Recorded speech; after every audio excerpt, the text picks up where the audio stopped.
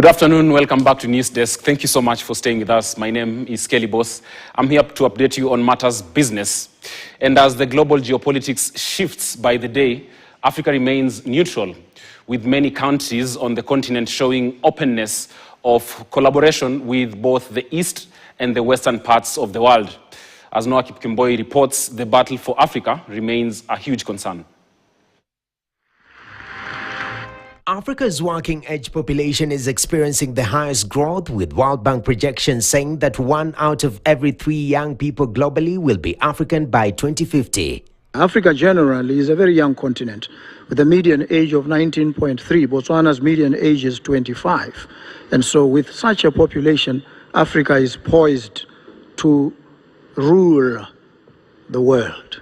To make it fairer, to make it more equitable, to ensure that intellectual property is internalized in every part of the African continent, that innovation serves humanity, not just a predatory elite, and that everybody can partake equitably. This comes at a time Africa's cooperation with China has been on the rise, with Western influence reducing on the continent. Initially, as we became independent, we had most of our development thrust was from the West. But as we evolved, we have also benefited from investment and cooperation from countries like China.